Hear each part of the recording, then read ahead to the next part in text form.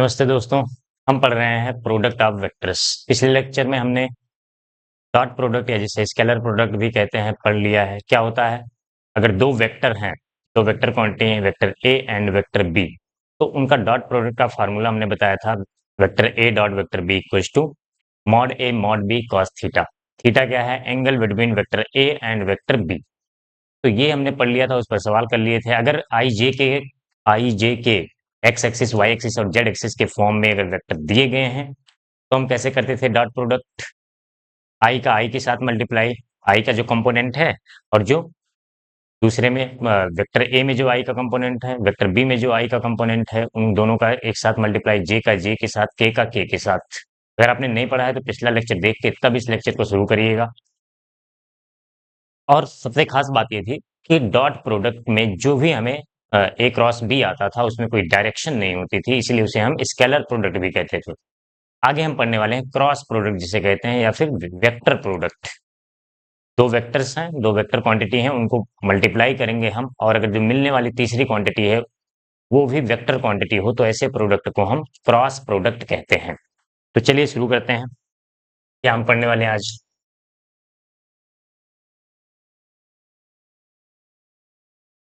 Cross product दिख रहा है आपको? ये बहुत डिम है, एक मिनट। क्रॉस प्रोडक्ट या फिर इसी को हम क्या बोलते हैं? Vector product. अब दिख रहा होगा। ठीक। तो क्रॉस प्रोडक्ट या वेक्टर प्रोडक्ट, दो vector, suppose that we have two vectors, vector A and vector B. तो इनका हमें ए क्रॉस बी निकालना है। ए डॉट बी हम निकाल चुके हैं। कैसे निकालते हैं? अगर के लिए आप पिछला लेक्चर जरूर पढ़ लीजिए। तो ये होता है mod A, mod of vector A into mod of vector B sine theta. ठीक है। A cross B equal to mod A mod B sine theta. Cross product में डॉट प्रोडक्ट में क्या आता था? क्या आता था? वहाँ पे cos थीटा आता था, यहाँ पे sin थीटा आता है। अब बात खास बात ये है कि यहाँ पे जो है, ये जो तीसरी क्वांटिटी आ रही है, सपोज दैट ये वेक्टर सी है, इन दोनों को मल्टीप्लाई करने पे एक तीसरी क्वांटिटी मिल रही है, उसे हमने वेक्टर सी बोल, क्योंकि ये वेक्टर क्वांटिटी मिलती है।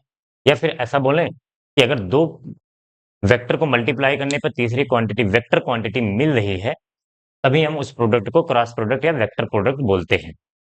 ठीक है। जैसे मैं आपको एक एग्जांपल दूं, आपने 11th में अभी तो नहीं पढ़ोगे या 9th में थोड़ा बहुत टॉर्क की बात की होगी, बल आघूर्ण। टॉर्क क्या होता है? फोर्स इनटू डिस्प्लेसमेंट, एक रोटेशनल एक्सिस से उसकी परपेंडिकुलर डिस्टेंस। तो torque tau equal to formula होता है R cross F. R cross F force है, ये डिस्प्लेसमेंट वेक्टर है।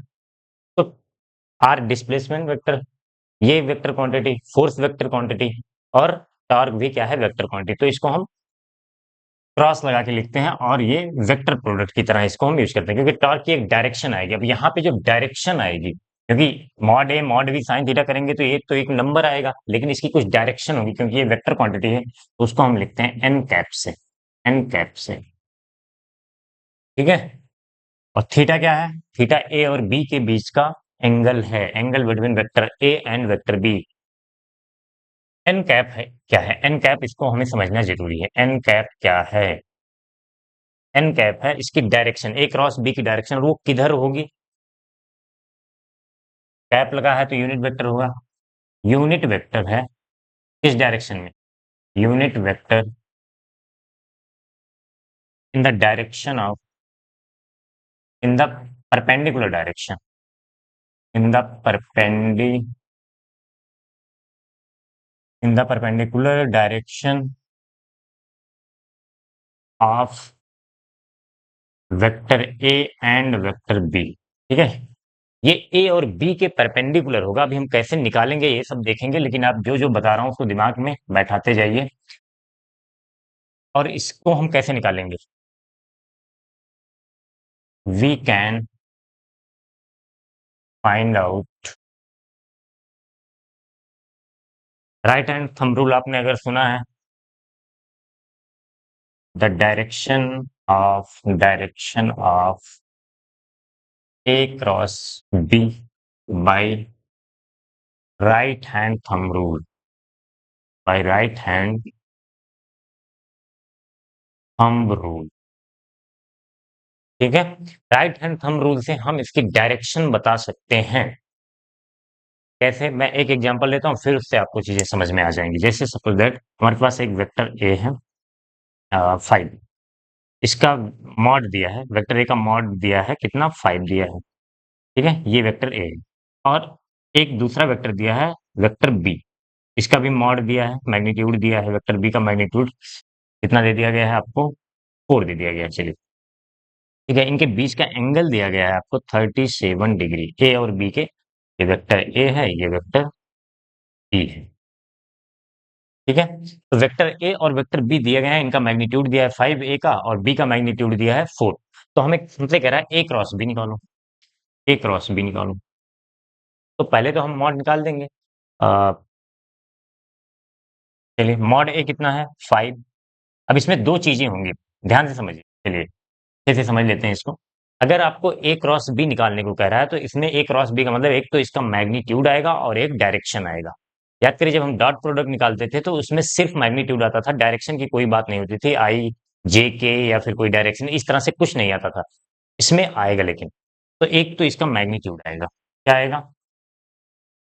मैग्नीट्यूड निकालने की बात करें तो कितना आ जाएगा, इस फार्मूले से, mod A mod B sine theta. Mod A कितना दिया है, 5, मॉड बी कितना दिया है, 4, साइन 37। आपको ये एंगल पता होना चाहिए, मैंने बार बार इस एंगल को लेता हूं।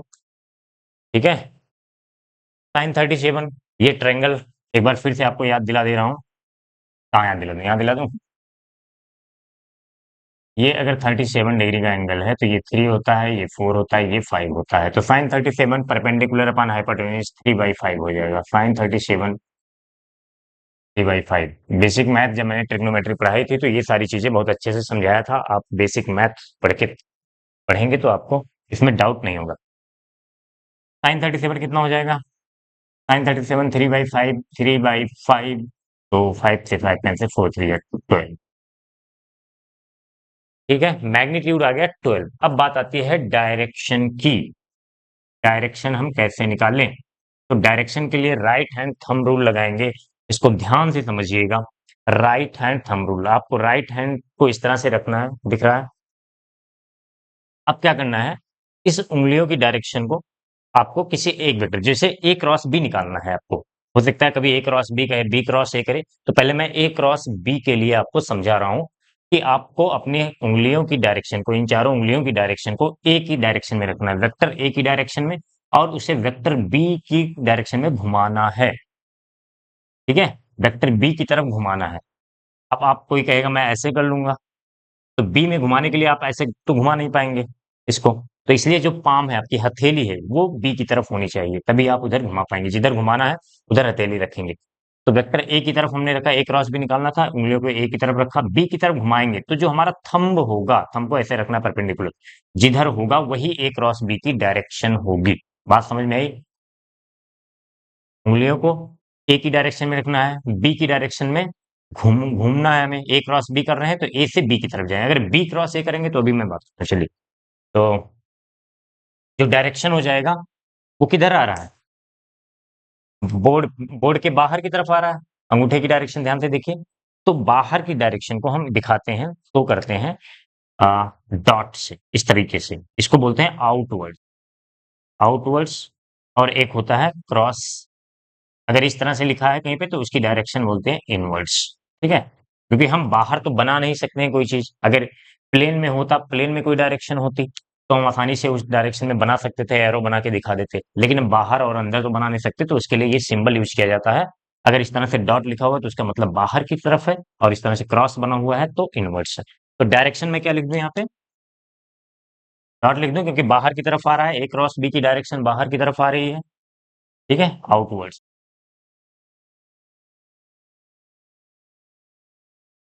तो उम्मीद करता हूँ आपको ये डायरेक्शन, मैग्नीट्यूड निकालना, डायरेक्शन निकालना, दोनों आपको समझ में आ गया होगा। अब बात ये है, अगर मुझे बी क्रॉस से निकालना होता, यहीं पे कर दें, बी क्रॉस से निकालना होता, तो mod A mod B sign 37 करते, तो मैग्नीट्यूड तो 12 ही आता, मैग्नीट्यूड 12 ही आता। ठीक है, मैग्नीट्यूड जो है 12 ही आता, लेकिन डायरेक्शन क्या हो जाती है, बी क्रॉस। इस बार हम क्या करेंगे, जब हमें बी क्रॉस से करना है तो उंगलियों को बी की डायरेक्शन में करेंगे और ए की तरफ घुमाएंगे। अब इस बार आप ऐसा नहीं कर सकते क्योंकि ए की तरफ हमें घुमाना है, तो हम ऐसा करेंगे, बी की डायरेक्शन में उंगली को रखेंगे और बी से ए की तरफ घुमाएंगे, ए की तरफ मोड़ेंगे उंगलियों को। तो इस बार अंगूठा अंदर की तरफ जा रहा है, यानी कि बी क्रॉस ए की डायरेक्शन इनसाइड होगी, inside the board, inside the plane. तो इसका किधर हो जाएगा, डायरेक्शन जो होगा, डायरेक्शन क्रॉस से रिप्रेजेंट करेंगे और ये इनवर्ड हो जाएगी। ठीक है, अब यहां से एक कंक्लूजन हम और निकाल सकते हैं कि जैसे कि ए डॉट बी, जब डॉट प्रोडक्ट पढ़ा था हमने, A dot B equals to B dot A लिखा था, तो यहाँ पे वो चीज नहीं है, कम्यूटेटिव लॉ को ये फॉलो नहीं करता। A cross B not equals to B cross A, तो फिर क्या होगा, डायरेक्शन ही तो चेंज हो रही है, मैग्नीट्यूड तो सेम है, तो डायरेक्शन चेंज हो रही है, तो उसको हम निगेटिव वेक्टर बोल देते हैं। निगेटिव वेक्टर याद करिए इक्वल एंड अपोजिट डायरेक्शन में होता था, तो इसको हम ऐसे लिख सकते हैं, A cross B equals to minus of B cross A. A cross B equals to minus, दिख रहा है यहाँ तक? चलिए ठीक है, दिख रहा है थोड़ा सा। ए क्रॉस बी मैं एक बार पढ़ दे रहा हूँ, अगर थोड़ा बहुत कम दिख रहा है, A cross B equals to minus of B cross A. ठीक है, तो बेसिक आइडिया आपको लग गया होगा क्रॉस प्रोडक्ट क्या होता है, डायरेक्शन कैसे निकालते हैं। आप इस चीज को मैं थोड़े से और एक दो क्वेश्चन आपको दे दे रहा हूँ ताकि आप डायरेक्शन निकालना सीख जाए।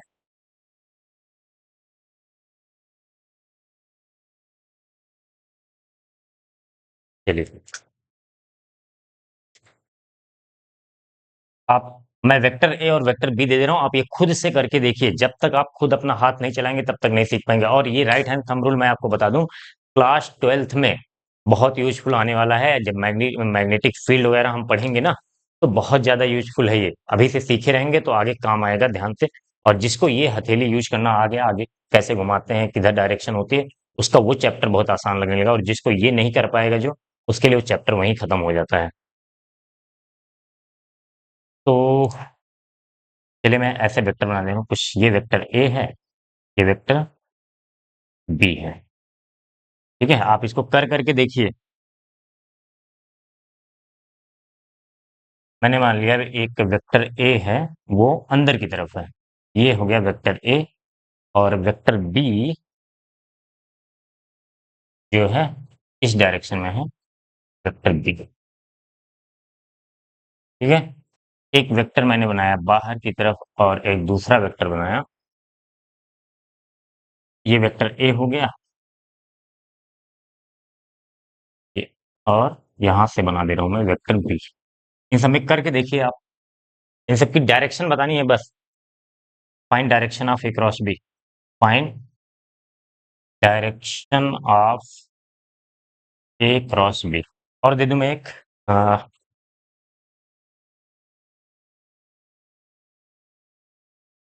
एक वेक्टर है ये, आप इसी तरीके से कर लीजिए, क्रॉस हो गया, वेक्टर ए हो गया,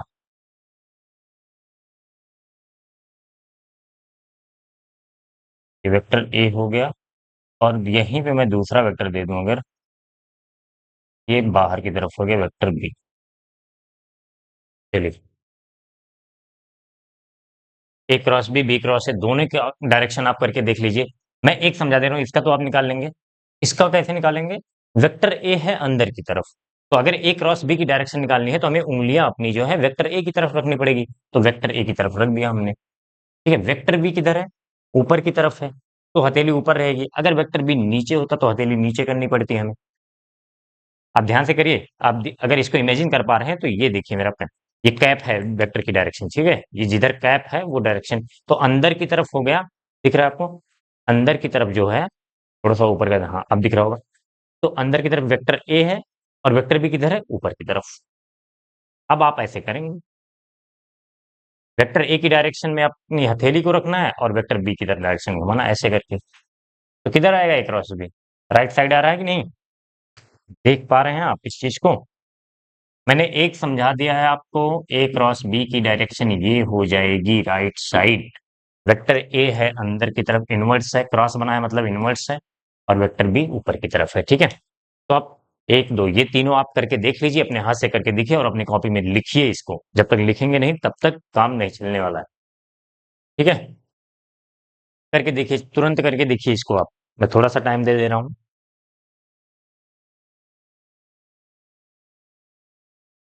हो गया? तो अब जो है और आगे बात करते हैं, क्वेश्चन कैसे बनते हैं, यूज क्या होता है, ये सब देखने वाले हैं। आप इसको करिएगा जरूर, ये तीनों क्वेश्चन, लापरवाही नहीं करनी बिल्कुल। चलिए आगे हम देखते हैं, अगर हमें वेक्टर फॉर्म में मतलब आई जे के, जैसे मैंने डॉट प्रोडक्ट पहले mod A mod B cos theta किया था, क्रॉस प्रोडक्ट में mod A mod B sine theta आ रहा है, mod A mod B sine theta आ रहा है। और अब अगर आई जे के फॉर्म में वेक्टर दिया जाए, suppose that we have a vector A equal to 3 i cap minus 4 j cap plus 5 k cap, इस तरीके से वेक्टर बी दिया है 2 i cap minus plus 3 j cap plus 6 k cap, sorry minus कर लीजिए, minus 6 k cap. इस तरीके से वेक्टर ए और वेक्टर बी दिया गया है। अगर अगर हमें इनके बीच का एंगल दिया गया होता, अगर वेक्टर ए और वेक्टर बी के बीच का एंगल दिया गया होता, तो हम क्या करते, इसका मैग्नीट्यूड निकाल लेते, दोनों का mod A mod B sine theta कर देते। हम्म, mod A mod B sine theta कर देते। मॉड निकाल, इसका मॉड ए कैसे निकालेंगे, अंडर रूट 3 का स्क्वायर 4 का स्क्वायर प्लस 5 का स्क्वायर, आपको याद होगा under root X square plus Y square plus Z square. इनका मैग्नीट्यूड निकालने का तरीका याद है ना। लेकिन एंगल नहीं दिया गया है, तो हम कैसे करते हैं, चलिए निकालते हैं ए क्रॉस बी। पहले मैं एक तरीका लॉन्ग मेथड बताता हूँ, फिर उसके बाद इसका शॉर्ट तरीका भी बताएंगे, डिटर्मिनेंट मेथड। तो ए को लिखते हैं 3 i cap minus 4 j cap plus 5 k cap. यहाँ पे ध्यान रखिएगा डायरेक्शन आएगा क्रॉस। बी को लिखते हैं 2 i cap plus 3 j cap minus 6 k cap. चलिए अब इनको निकालते हैं, करते हैं क्रॉस मल्टीप्लाई। 3 का 2 से करेंगे।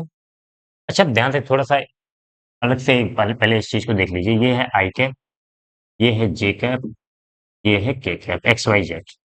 ठीक है, अगर हम i का i से मल्टीप्लाई करेंगे, आई डॉट आई करें हम, अगर आई डॉट आई करें तो इसका मतलब क्या होगा, आई का मैग्नीट्यूड कितना है, 1 यूनिट वेक्टर है, तो 1 × 1 साइन, इनके बीच का एंगल दोनों सेम डायरेक्शन में आई आई तो 0, साइन 0 की वैल्यू 0, यानी कि आई का आई से मल्टीप्लाई करेंगे तो आएगा 0। फिर इसी तरीके से जब जे का जे से मल्टीप्लाई करेंगे, जे क्रॉस जे करेंगे तो 1 साइन 0, तो भी 0 आएगा।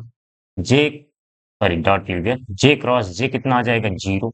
इसी तरीके से के और के बीच का एंगल 0 डिग्री, तो साइन 0 की वैल्यू 0, के क्रॉस के, तो ये आ जाएगा 0। लेकिन जब हम आगे बात करते हैं, आई क्रॉस जे करते हैं, आई क्रॉस जे,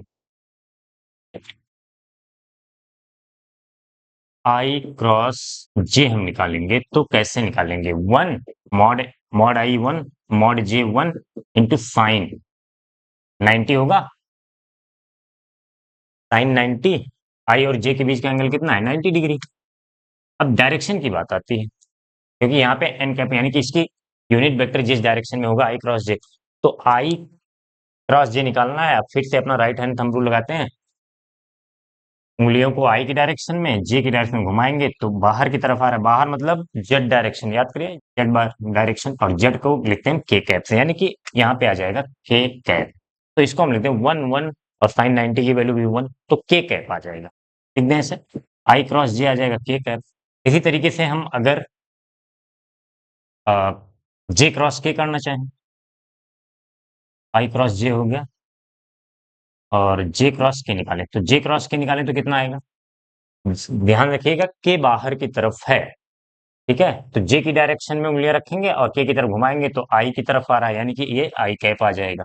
अब इसको बार बार हमें करने की जरूरत नहीं है, मैंने एक दो आपको समझा दिया, ये के कैप आई क्रॉस जे के क्यों आ रहा है, मैंने पूरा करके दिखा दिया। अब जो है इसका एक शॉर्ट तरीका है, शॉर्ट तरीका क्या है, इस तरह से पहले लिख लेंगे आई जे के। ठीक है, आपको ऐसे डायरेक्शन क्लॉकवाइज में जाना पहले एक बार, फिर एंटी क्लॉकवाइज की बात करेंगे। तो जब हम आई क्रॉस जे करेंगे, आई क्रॉस जे, ध्यान से देखिए के आया है तो इसके अगला वाला आ जाएगा के। फिर जब जे क्रॉस के करेंगे तो इसका अगला आई आ जाएगा। जे क्रॉस के करेंगे तो इसका अगला में बस आई आ जाएगा। इसके बाद देखते हैं फिर के क्रॉस आई, के क्रॉस आई करेंगे तो इसका नेक्स्ट आ जाएगा आपका जे कैप। ठीक है, आई क्रॉस जे किया हमने के आ गया, जे क्रॉस के किया आई आ गया, के क्रॉस आई किया जे आ गया। अब जो नेक्स्ट है अपोजिट, मान लीजिए आपको जे क्रॉस आई करना है तो जे से आई जाएंगे उसका नेक्स्ट करे आएगा के, लेकिन जब एंटी क्लॉकवाइज जाएंगे तो ध्यान रखिएगा उसमें माइनस लगेगा। ये तीन अलग हो गया, ये तीन हो गया। अब उल्टा कर लेते हैं, इसका जे क्रॉस आई करेंगे और ये चीज हमने पढ़ा भी था कि आई क्रॉस जे अगर के है तो जे क्रॉस आई माइनस के होगा, A cross B equals to minus of A cross B cross A. तो जे क्रॉस आई आएंगे के आएगा तो लेकिन माइनस आएंगे क्योंकि हम एंटी क्लॉकवाइज जा रहे हैं। फिर आई क्रॉस के करेंगे, आई क्रॉस के, आई क्रॉस के होता था के क्रॉस आई जे है तो आई क्रॉस के माइनस जे हो जाएगा, माइनस जे। आई क्रॉस के बाद जे आ रहा लेकिन एंटी क्लॉकवाइज जा रहे हैं तो माइनस, अगर क्लॉकवाइज जाते तो प्लस, आई क्रॉस जे, आई क्रॉस के माइनस जे आ गया। ठीक है, अब बचा है के क्रॉस जे, के क्रॉस जे दिख रहा है यहाँ पे।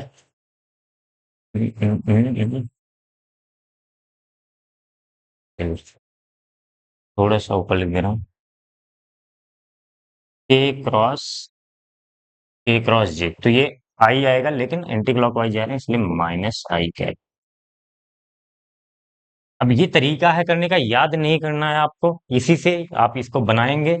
जब भी आपको इस तरह का क्वेश्चन करना होगा तो आपको इसको बनाएंगे और इसके हिसाब से जो है आप डायरेक्शन लिखेंगे। ठीक है, तो क्योंकि ये याद करेंगे तो उसमें गलती होने की आपकी चांसेस है, लेकिन अगर आपको ये चीज एक बार बना लिया और निकालने का तरीका सीख गए तो उसमें कोई गलती होने का चांस नहीं है। अब मैं इसको करने वाला हूँ।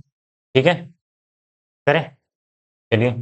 तो 3 क्रॉस 2, 3i क्रॉस 2i, यानी कि आई क्रॉस आई होगा, इसमें आई क्रॉस आई तो जीरो आ जाएगा, तो ये वाला पार्ट हो जाएगा जीरो। फिर उसके बाद थ्री का जे से करेंगे, 3 × 3 आ जाएगा 9, और आई क्रॉस जे क्या आ जाएगा के, आई क्रॉस जे करेंगे 3 × 3, तो ये आ जाएगा के कैप। फिर इसका करेंगे -6 × 3, ये आ जाएगा -18, और आई क्रॉस के, आई क्रॉस के, आई क्रॉस के यहाँ जा रहे हैं, ध्यान से देखिए एंटी क्लॉकवाइज डायरेक्शन में आ रहे हैं तो माइनस जे होगा। ठीक है, माइनस जे कैप। आई का हो गया तीनों से। अब जे उठाएंगे, जे का तीनों से करेंगे, माइनस है डायरेक्शन, -4 × 2, तो ये आ जाए -8, और जे क्रॉस आई, जे क्रॉस आई तो आ जाएगा माइनस के कैप, जे क्रॉस आई पहले में कर रहे हैं तो ये आ जाएगा माइनस के कैप। फिर उसके बाद जे का जे से करेंगे तो जीरो आ जाएगा। ठीक, अरे 4 × 3 12, जे क्रॉस जे, जे क्रॉस जे जीरो आ जाएगा। अब जे का के साथ करते हैं, -6 × -4, 6 × 4 = 24, ये +24 आ जाएगा, माइनस यहाँ भी है माइनस यहाँ भी है, लेकिन जे क्रॉस के, तो जे क्रॉस के आ जाएगा आई कैप, प्लस आई कैप। अब के वाले को ले लेते हैं, तो के क्रॉस आई, तो 5 × 2 10, +10, के क्रॉस आई, के क्रॉस आई क्लॉक वाइज जा रहे हैं तो फिर जे कैप आ जाएगा। फिर के वाले से जे वाले को करेंगे, प्लस है दोनों तो 5 × 15, +15, और के क्रॉस जे, तो के क्रॉस जे माइनस आई कैप आ जाएगा, माइनस आई कैप आ जाएगा। फिर जो है के का कैसे करेंगे जीरो, एक बार इसको सीखिए जरूर, अभी आगे मैं दूसरा तरीका बताऊंगा डायरेक्ट निकालने का इसको, लेकिन इसको आना चाहिए आपको। अब क्या, आपको लिख लेते हैं के का, के को के साथ ऐड कर देंगे, जो भी है गुणा भाग जो मतलब जोड़ना ही होगा। देखिए यहाँ पे के कैप आ रहा है और यहाँ पे के कैप आ रहा है, लेकिन ये माइनस माइनस प्लस हो जाएगा, +8 के 9 के। पहले आई वाले को देखते हैं, सिंपल सीक्वेंस में लिखेंगे, पहले आई फिर जे फिर के। तो आई कहाँ पे है, एक तो 24 आई कैप है और यहाँ पे -15 आई कैप, तो 24 -15 कितना हो जाएगा आपका 9, 9 हो जाएगा 9 आई कैप। चलिए समझ में आ रहा है, एक यहाँ देखिए 24 आई कैप और माइनस, ये प्लस माइनस माइनस हो जाएगा, -15 आई कैप, तो 24 में से 15 आप सब्ट्रैक्ट कर दीजिए, 9 आई कैप। फिर जे वाले को देख लें, एक जे यहाँ है और दूसरा जे यहाँ है, minus minus plus, minus minus plus, और ये प्लस, 18 10 28 जे कैप, 28 जे कैप। अब जो है के वाले को देख लेते हैं, 9 के यहाँ है और के कहाँ पे है, यहाँ माइनस माइनस प्लस 8 के, 9 8 17 के कैप। ठीक है, 9 के और ये माइनस माइनस प्लस 8 के, तो 9 8 17 के कैप। ये आपका आ गया ए क्रॉस बी। ठीक है, इसको मैं यहाँ लिख रहा हूँ एक बार के लिए, अभी दूसरा तरीका आपको बताते हैं। ए क्रॉस बी कितना आया है, 9 आई कैप प्लस 28 जे कैप प्लस 17 के कैप। ये आपका ए क्रॉस बी आया है। इसी क्वेश्चन को मैं दूसरे तरीके से करने वाला हूँ, आप एक बार इसको नोट कर लीजिए, समझ लीजिए। अगर एक बार में नहीं समझ में आता, दूसरी बार भी वीडियो देखिए, 2 बार देखिए, 3 बार, लेकिन आपको समझ के ही जाना है आज। रफ कर दें इसको। अब एक होता है दूसरा तरीका निकालने का, डिटरमिनेंट मेथड। इसको आप बनाना मत भूलिएगा, इसको मैं एक बार फिर से बना दे रहा हूँ। यहाँ पे आई रखेंगे, यहाँ पे जे, और यहाँ पे के। तो आई क्रॉस जे करना हो तो के आ जाएगा, के जे क्रॉस के करना हो तो आई आ जाएगा, के क्रॉस आई करना हो जे। इसके अपोजिट डायरेक्शन में जब जाएंगे, यानी कि जे क्रॉस आई करेंगे तो माइनस के, एंटी क्लॉकवाइज जाएंगे तो माइनस लगा देंगे जो नेक्स्ट होगा, और क्लॉकवाइज जाएंगे तो प्लस ही रहेगा। चलिए, अब इसी को हम करते हैं दूसरा, डिटरमिनेंट मेथड। डिटरमिनेंट मेथड क्या होता है, ये कैसे इसको करते हैं। तो डिटरमिनेंट, जो लोग मैथ वाले बच्चे हैं वो शायद 12th में मिलेगा मैथ में। डिटरमिनेंट क्या होता है, अभी के लिए मैं बता देता हूँ। ए क्रॉस बी निकालने का तरीका ये है, इसको हम ऐसे 2 लाइन खींच लेना, इसी को डिटरमिनेंट का साइन कहते हैं। फिर यहाँ पे लिख लेना है आपको आई कैप जे कैप के कैप। ठीक है, तो यहाँ पे आई जे के करना। फिर दूसरी लाइन में क्या लिखेंगे, इसके जो कंपोनेंट है, आई जे के कंपोनेंट है, विद साइन रखना है। जैसे यहाँ पे आई का है 3, जे का है -4, और के साथ है 5। ठीक है, फिर तीसरी लाइन में बी वाले के कंपोनेंट लिखने, आई का है 2, जे का है 3, और के साथ है -6। ये इतना पहले पहली लाइन में क्या करना है आपको, आई जे के लिख लेना है बिना कुछ सोचे समझे। अगर फिर दूसरी लाइन में ए के अ, जो आई जे के कंपोनेंट है, ठीक है, उनको लिख लेना, आई के साथ 3 है, जे के साथ -4 है, के साथ 5 है। विद साइन रखना है, इतना ध्यान रखिएगा। फिर बी वाला लिख लेंगे। ठीक है, अब इसके बाद इसको सॉल्व कैसे करेंगे, इनको हम बोलते हैं रो। ये रो होता है, 3 रो हैं, 1 रो 2 रो 3 रो कहीं, और इसको जब ऊपरी पट्टियों को हम जोड़ते हैं तो इसको बोलते हैं कॉलम। 1 कॉलम 2 कॉलम 3, तो इसको बोलते हैं 3 क्रॉस 3 का डिटर्मिनेंट, 3 क्रॉस 3। ठीक है, अच्छा अगर कहीं पे आपको मतलब बी में आई और जे दिया होता, के ना दिया होता, तो के की जगह पे हम 0 लिखते। ऐसा वेक्टर आपको मिल दिया दे दिया जाए जिसमें से कोई एक मिस हो, या फिर जे वाला ना हो आई वाला, तो जो नहीं होगा उसके नीचे हम क्या लिख देंगे, 0 लिख देंगे। ठीक है, अब इसको सॉल्व करते हैं, सॉल्व करने का तरीका देखते हैं। A cross B equals to, तो सबसे पहले इस तरह से हम लिख देंगे आई कैप। सबसे पहले क्या लिखेंगे, आई कैप, ऐसे जगह छोड़ के थोड़ा सा, फिर प्लस लगाएंगे, यहाँ पे लिखेंगे माइनस जे कैप, क्योंकि ये वेक्टर है, वेक्टर प्रोडक्ट है, तो यहाँ पे वेक्टर के आई जे के फॉर्म में आएगा। क्रॉस डॉट प्रोडक्ट होता तो आई से आई का, जे का जे से, के का के से लिख के जोड़ घटा लेते अपना। फिर प्लस लगाएंगे और के कैप। ठीक है, अब यहाँ पे क्या आएगा, आई के साथ क्या आएगा, जे के साथ क्या आएगा, के साथ क्या आएगा, ये देखते हैं। तो हमें क्या करना है, पहले जब हम आई के साथ वाला लिखेंगे तो आई पे जाएंगे, ये वाला कॉलम, ये वाला कॉलम, और ये रो छोड़ देंगे। ठीक है, ये कॉलम ये रो, ऐसे आप इसको छुपा लीजिए, तो क्या बचा, ये इतना बचा है। इनका मल्टीप्लाई पहले इसका इसमें करना है, माइनस लगाना है, फिर इसका इसमें करना है, विद साइन, साइन का ध्यान रखना है। जब हम आई के साथ वाला लिख रहे हैं तो आई वाले रो, आई जिस रो में है और जिस कॉलम में है उसको हम छोड़ देंगे। तो आई पहले रो में है, पहले कॉलम में है, तो इसको हमने छुपा दिया। जो बचा उनका प्रोडक्ट कर देना है। कैसे करना है, -4 को -6 के साथ करना है, तो कितना आ जाएगा, 6 जो 24 प्लस का 24 आएगा, फिर माइनस लगाना है, फिर इसका इसमें कर देना है, 5 या 15। आप अगर मैथ में क्लास 10th में कभी सॉल्व किए हो cross multiple method, quadratic equation, sorry दो लीनियर इक्वेशन को सॉल्व करने का क्रॉस मल्टीपल मल्टीप्लिकेशन मेथड जो होता था उसी तरीके से कुछ है। ठीक है, ये आ गया।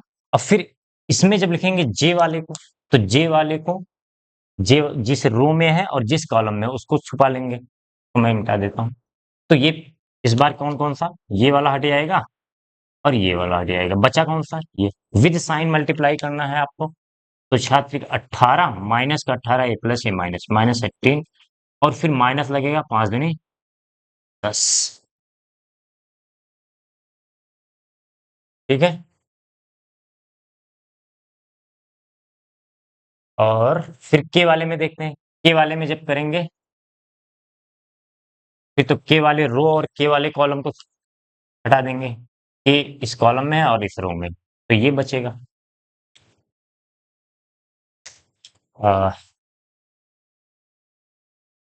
3 × 3 9 माइनस 5 दूनी 10। ठीक है, समझ में आई बात। अब इसको सॉल्व कर लेते हैं। ए क्रॉस बी कितना आ जाएगा, 24 - 15, 24 - 15 कितना आ जाएगा, 9 और आई कैप। ठीक है, और ये -18 - 10 कितना हो जाएगा, -28, -18 - 10 -28 हो जाएगा। और ये माइनस जे है तो माइनस माइनस प्लस हो जाएगा, प्लस 28 जे कैप। ठीक है, 9 - 10, 9 - 10 -1 माइनस के कैप, यहाँ पे क्या आ रहा है, 17 आ रहा था। यहाँ पे गलती हुई है, एक बार इसको मैं चेक कर लेता हूँ।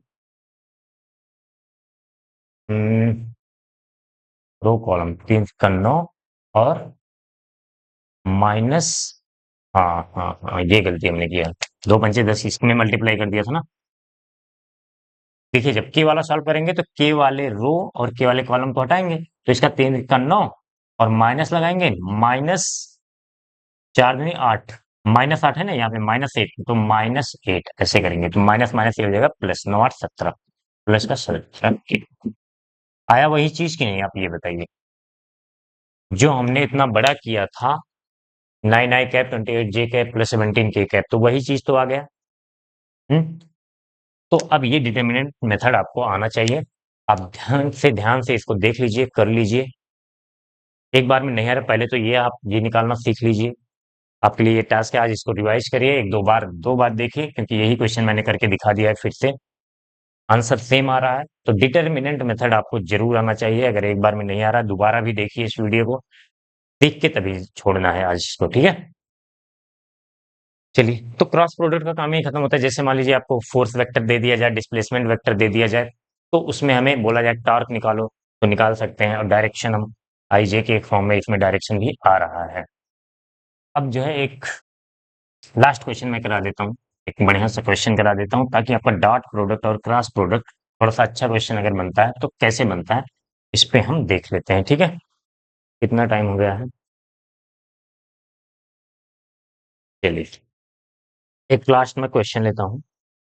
क्वेश्चन है,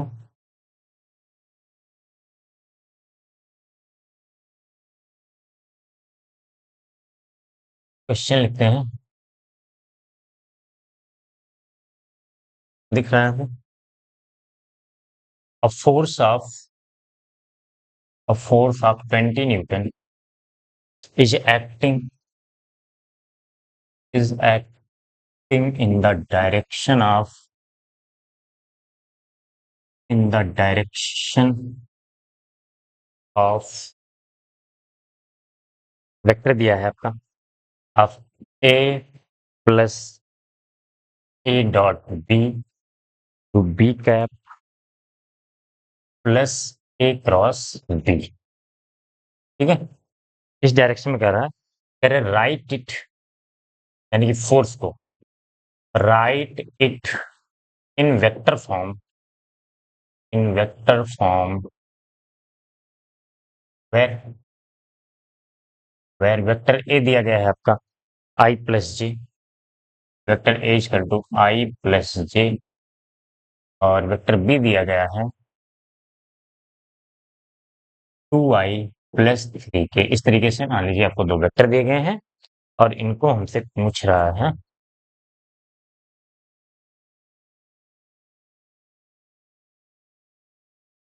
चलिए, वेक्टर ए दिया गया है, वेक्टर बी दिया गया है, हमसे पूछ रहा है कि एक फोर्स है, ये 20 न्यूटन का फोर्स है और किस डायरेक्शन में काम कर रहा है, ये एक वेक्टर दिया गया है। सपोज दैट आप इसको मान लीजिए वेक्टर सी। ठीक है, वेक्टर सी मैं इस यहाँ से फिर से लिख दे रहा हूँ, A plus A dot B, B cap plus A cross B.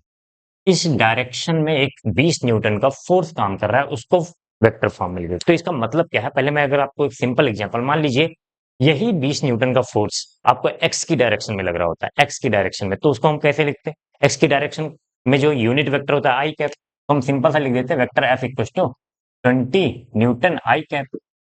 I cap क्या बता रहा है? प्लस एक्स की डायरेक्शन में। अगर यही मैं बोलूं कि के की डायरेक्शन में प्लस जेड की डायरेक्शन में मान लीजिए काम कर रहा है, अगर यही 20 न्यूटन का फोर्स प्लस जेड की डायरेक्शन में काम कर रहा होता, तो हम उसको कैसे लिखते हैं? Vector F equal to 20 newton K cap. Plus Z को के कैप से रिप्रेजेंट करते हैं, प्लस जेड की डायरेक्शन को हम के कैप यानी कि के का यूनिट वेक्टर, जेड का यूनिट वेक्टर। चलिए, तो इस तरीके से कर देते हैं।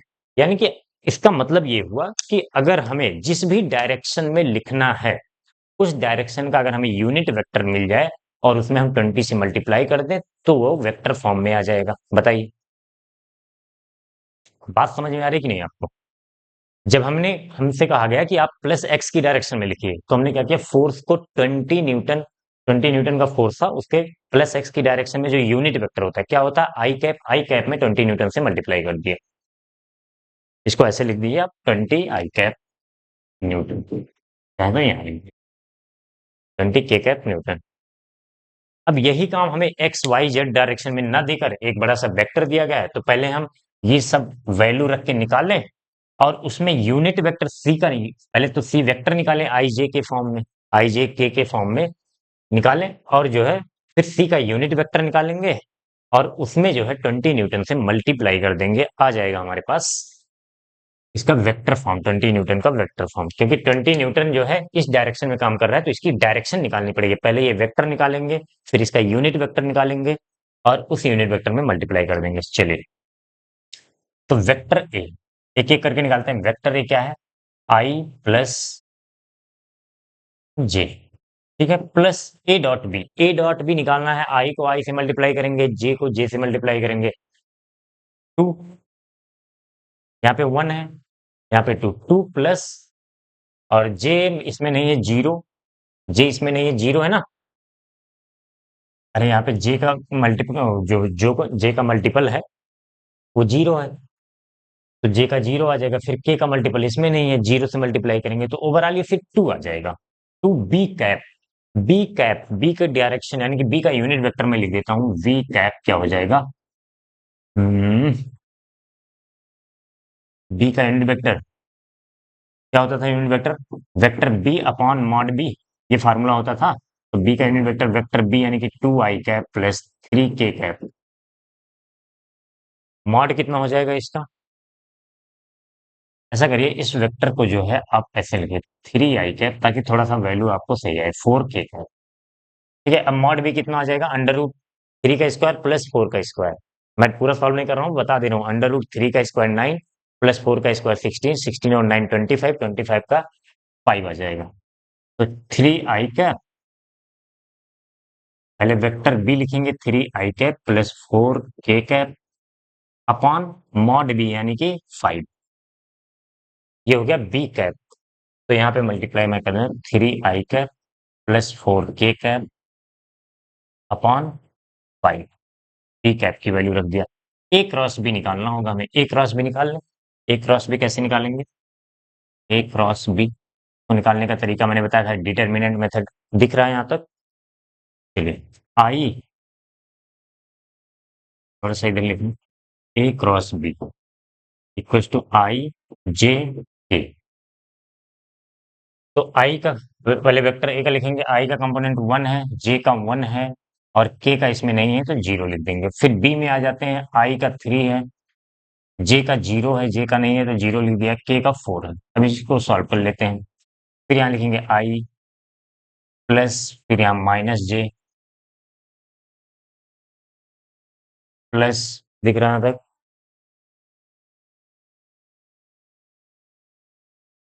यहाँ आई कैप लिखेंगे,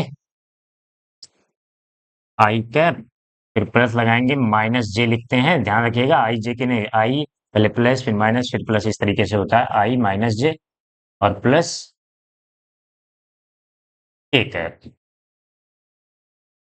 अब चलिए लिखते हैं इसको। तो पहले आई वाले को रख करेंगे, आई वाले को छुपाएंगे इसको, तो 4 × 4 माइनस जीरो यानी कि 4 i कैप आ जाएगा, 4 i कैप आ जाएगा। फिर जे वाले में इसको छुपाएंगे, जे और इसको छुपाएंगे तो 1 × 4, 4 माइनस 3 × 0 0, तो ये आ जाएगा 4, ये आ जाएगा 4। फिर के वाले पे आते हैं, तो माइनस के क्यों लिखा है यहाँ पे, प्लस के होता है ना।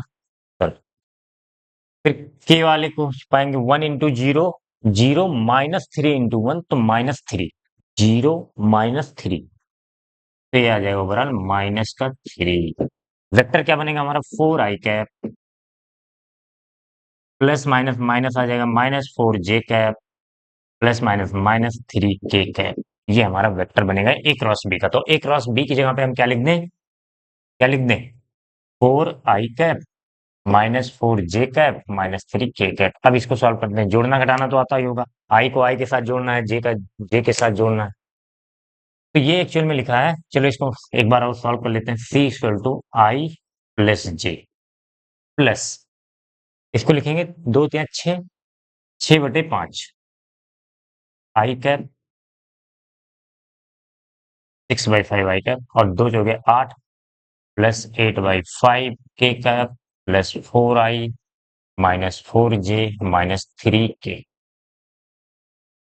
ठीक है, जोड़िए आई को आई के साथ, यहाँ पे 1 है प्लस 6/5 प्लस 4, यहाँ पे कर दे रहा हूं मैं, कंफ्यूजन नहीं होना चाहिए आपको। 1 प्लस 6/5 और प्लस 4, तो कितना हो जाएगा, हम्म 5 के 5 6 11, 11 और 20,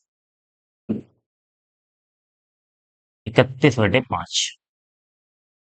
ठीक है, 5 के 5 6 11 प्लस 5 हो के 20, तो 31/5 आ गया, यानी कि वेक्टर सी आ जाएगा फाइनली 31/5 आई कैप। आई वाले को सबको जोड़ लेंगे, जे वाले को जोड़ लेंगे, के वाले को जोड़, अब जे में है 1 और यहाँ पे है जे में, यहाँ पे जे में कुछ नहीं है, यहाँ पे -4 है। ठीक है, तो ये आ जाएगा -3 j cap, -3 j cap, -3 j cap.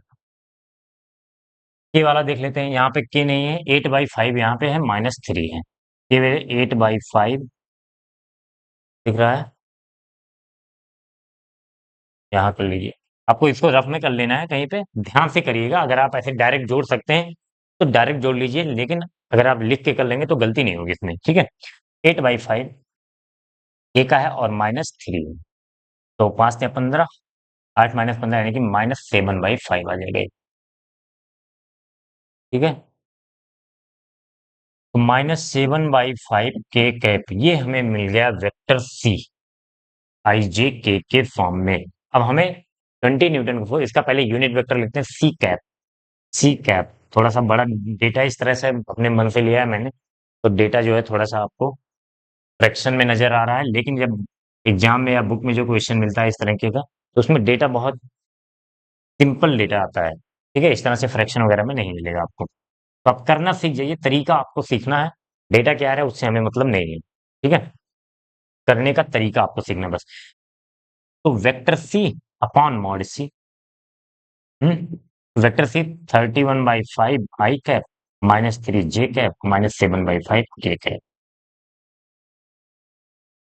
Mod C यानी कि x² + y² + z² याद होगा आपको, इसका स्क्वायर करेंगे, √31 अब मैं इसको सॉल्व करने वाला नहीं हूँ, +3 का स्क्वायर +7/5 का स्क्वायर। आप लोग सोच रहे हैं यहाँ माइनस नहीं है, तो चाहे तो माइनस आप लिख सकते हैं, स्क्वायर करेंगे तो minus into minus overall plus ही आ जाएगा। ठीक है, यहां तक आपको आ गया समझ में। अब डायरेक्ट मैं लिख सकता हूँ, डायरेक्ट लिख सकता हूँ, सॉरी, फोर्स 20 न्यूटन को अगर सी की डायरेक्शन में हमें लिखना है, यानी कि एफ वेक्टर एफ जो बनेगा आपका, दिख रहा है ये, यहाँ लिख दूं, vector F equal to 20 C cap newton. C की डायरेक्शन में है, सी कैप जिस डायरेक्शन में लिखा है उसका यूनिट वेक्टर, मतलब यूनिट वेक्टर हमें क्या बताता है, सिर्फ डायरेक्शन, इसका मैग्नीट्यूड निकालेंगे आपको वन आएगा। तो अब सी कैप की वैल्यू यहाँ पे रख दीजिए। Vector F equal to 20 C cap कितना आया, 31/5 आई कैप -3, ये जे कैप है, जे cap -7/5 K cap upon under root, upon under root 31/5 का स्क्वायर प्लस 3 का स्क्वायर मैं लिख दे रहा हूँ, प्लस 7/5 का स्क्वायर। ठीक है, माइनस का स्क्वायर करेंगे आप, माइनस ही आएगा। ये हो गया न्यूटन आपका वेक्टर एफ। समझ में आया? कॉन्सेप्ट आपको याद करना है, जो भी जिस भी डायरेक्शन में आपको किसी वेक्टर को लिखना है, दिख रहा है यहाँ पे, हम्म, थोड़ा सा मिसे, लेकिन बस यही यही हमने क्या किया है, सी कैप की वैल्यू को यहाँ पे पुट किया है। ठीक है, अगर आपको थोड़ा सा दिखने में दिक्कत हो रही है तो ये वैल्यू आप देख लीजिए, यही सेम वैल्यू यहाँ पे रखा है। अब इसको आप सॉल्व आउट कर सकते हैं, 20 से मल्टीप्लाई कर दीजिए, ऊपर करने की जरूरत नहीं है यहाँ पे।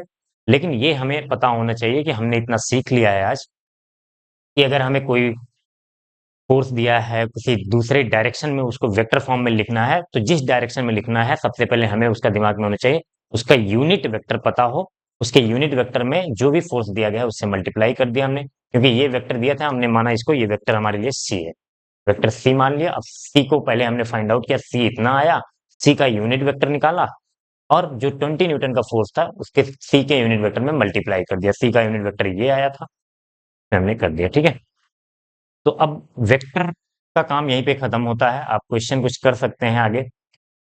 नेक्स्ट जो चैप्टर हम स्टार्ट करेंगे, यूनिट एंड मेजरमेंट्स। अभी तक हम फिजिक्स को पढ़ने के लिए टूल्स पढ़ रहे थे, तो टूल्स खत्म हुए, अब जो है आपकी एक्चुअल चैप्टर शुरू होगा। Thank you.